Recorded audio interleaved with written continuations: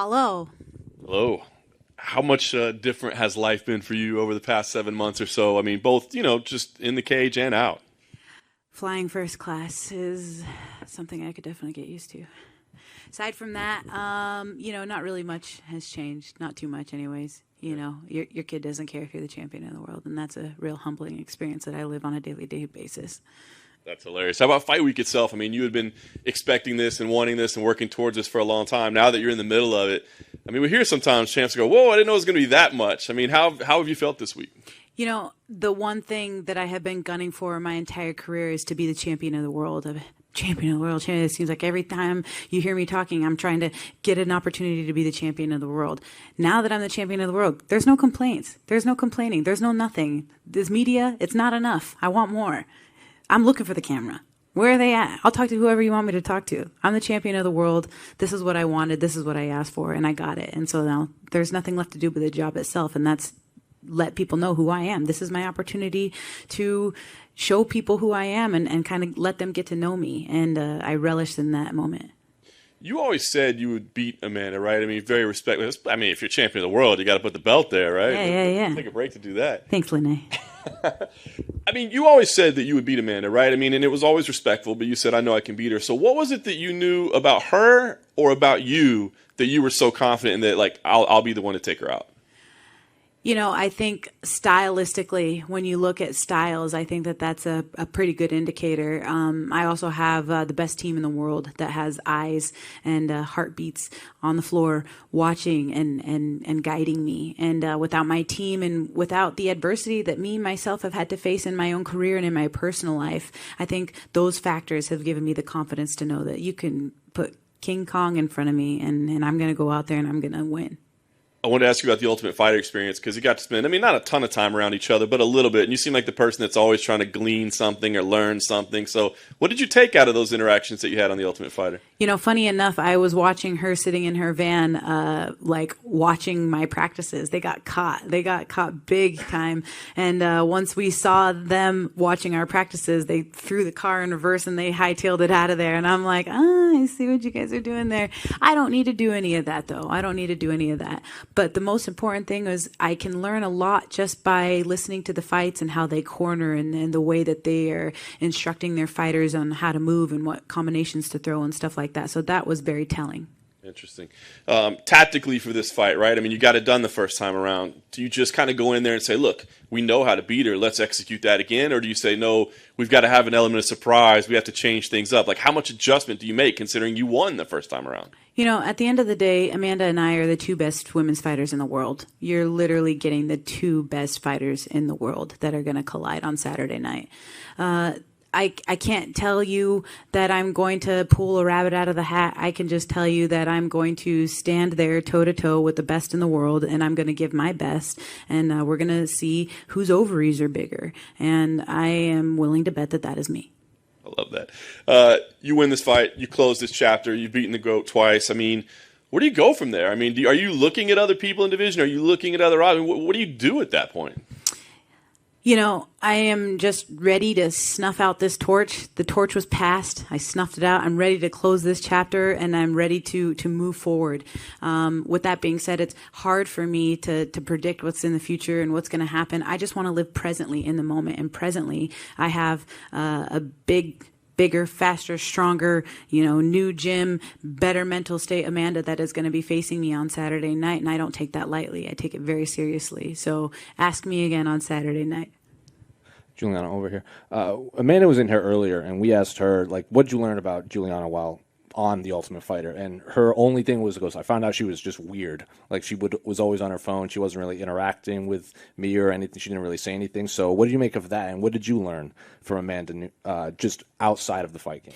Well, there's two things. Number one, I didn't realize that she was, talking trash until episode 1 aired, and they had to subtitle it, and it was such low volume that nobody could hear it. Like, if she wanted to say something to me, if she had something to say, I was right there, but I didn't hear anything that she had to say. So it was I guess she was trying to poke at me, but it didn't work. She didn't do a very good job, you know what I mean? Because there's some people that don't like confrontation. I'm not one of those people, okay? Like, you want confrontation, you're going to get it out of me, you know what I mean? But it was like, if there was confrontation coming on her end, I had no idea because she was saying it under her breath. So I was like, don't be scared. Like, I'm right here. If you have something to say, just say it. The second thing that I want to hint on is that I had some epic pranks. And at one point, like, Dana was in, I had all the crews in, everybody was like, we're going to do this. And then they put the kibosh to it. They literally put the kibosh to so many things. And it was like, you know, it didn't end up happening. So that was a little bit disappointing because there was going to be some other things that were going to come down the end. But at the end of the day, you know, Dana entrusted me to find these next stars coming into the UFC and the next generation of up and coming stars and find these diamonds in the rough. I took that job very seriously. And the most important thing that I took away from it is get these guys' hand raised, get the world to know who these fighters are. And I did that. 3/4 of the finalists are from Team Pena. And I think that my job was done. So as someone that went through it as a competitor and now as a coach, is there anything you would change to the Ultimate Fighter format, considering it is the 30th season? There's definitely something, like, there was things that, like, I felt like they were, like, so lax on. Like, they got to listen to music every day on the way to the gym. Like, I didn't hear a song for frickin' 7 weeks. You know what I mean? I'm like, what do you they let you listen to music every day on the way to the gym? Like, they weren't as strict, I don't think, in some regard. And then on other regards, it was like, absolutely not. We can't allow that, you know? The other thing that I noticed is that they wanted drama, right? Well, there was drama in the house. There was plenty of things that they could have used, but they really kind of just made it about the fights. And so I myself was like, oh, they're not going to show that. Oh, they're not going to show that. We did so many cool things that they didn't show. And so that was a little bit disappointing, but oh well. Did you miss the old TUF gym? Yes, I miss the old TUF gym. Are you kidding me? I would have loved it to just see my face plastered right there on the wall every single day when I walked inside there. Yeah, no, I was a little bit sad that we weren't in there. But the facility that we used was, you know, top notch, beautiful. Can you tell us any of these pranks that were put on kibosh, like you said? I will tell you that Johnny Knoxville was involved and that they had a bear. And we were going to lock her in the room. And when she walks in there, she's going to see this gigantic bear and lock the door and she can't get out and start freaking out. Johnny Knoxville was on board. Dana was on board. And then they were like, we have the fights on Saturday night. This bear has to get acclimated to this room for 4 nights. It has to eat, shit, sleep in this room, you know, like we need the room for the fights. And so they ended up saying that we couldn't have the bear. So then we changed it to a tiger and midgets. And they were like, okay, let's see, you know, and like, I don't know if it was Pilgrim Productions that wasn't on board. Something happened where they were like, we absolutely can't have this. You mean you want a tiger to be in a room with one of my best fighters that I have on the roster? Like, nah. And so the whole thing got squashed. But I was like, if the Jackass boys aren't helping me, there's no point in pranking. Like, you can't do anything after that. You know what I mean? It's like, it's either all or nothing. Julianna, I saw in some of the interviews that you've done in the past talking about wanting to move up or down. You know, could you see a potential fight at 145 against Amanda, regardless of the outcome of this fight on Saturday? There's nobody in the division, you know. There's really not. It's a division of who? Amanda? Who else? You know, all the girls that have fought at 45 just went up in weight so that they could have a shot at the belt because they couldn't get done at 135. And it's a division of literally no one. It's, to me, primarily people that either can't make 35 or just don't want to cut the weight. You know, the real fights are at 135. Could still be that champ status, though. I'm already a champ.